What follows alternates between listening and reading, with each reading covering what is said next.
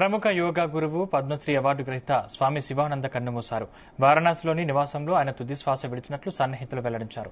శివానంద మృతి పట్ల ప్రధాని నరేంద్ర మోదీ, ఉత్తరప్రదేశ్ ముఖ్యమంత్రి యోగి ఆదిత్యనాథ్ దిగ్భ్రాంతి వ్యక్తం చేశారు. ఆయన ఆధ్యాత్మిక సాధనను, యోగా రంగానికి చేసిన అసమానమైన కృషిని ప్రధాని కొనియాడారు. దేశంలోని ప్రతి తరానికి ఆయన స్ఫూర్తినిస్తూనే ఉంటారని పేర్కొన్నారు. ఆయన మృతి యోగా రంగానికి తీరని లోటన్నారు.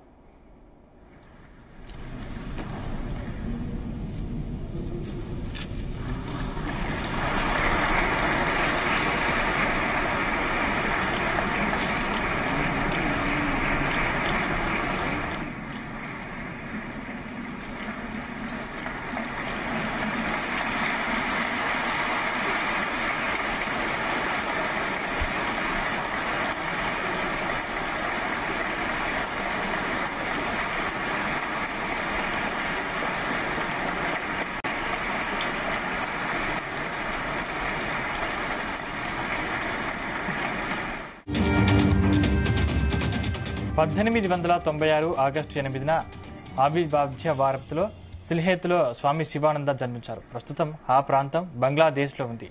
ఓ నిరుపేద కుటుంబంలో జన్మించిన శివానందకు తన 6 ఏళ్ల వయసులోనే తల్లిదండ్రులు చనిపోయారు. దీంతో ఆయన పశ్చిమ బెంగాల్లోని ఓ ఆశ్రమంలో పెరిగారు. గురు ఓంకారానంద గోస్వామి ఆయనను పెంచి పెద్ద చేయడమే కాక యోగా వంటి ఆధ్యాత్మిక విషయాలను బోధించారు. ఈ క్రమంలోనే తన జీవితాన్ని సమాజ సేవకు అంకితం చేసిన స్వామి శివానంద గత 50 ఏళ్లుగా పూరిలో 400 నుంచి 600 కుష్ఠ రోగులను సేవ చేశారు.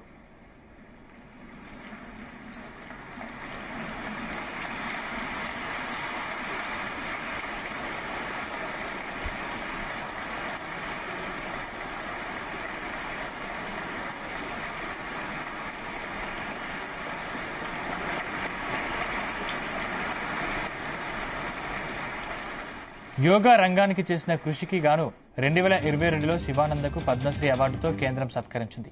అప్పటి రాష్ట్రపతి రామ్నాథ్ కోవింద్ చేతుల మీదుగా పద్మశ్రీ అవార్డును అందుకున్నారు.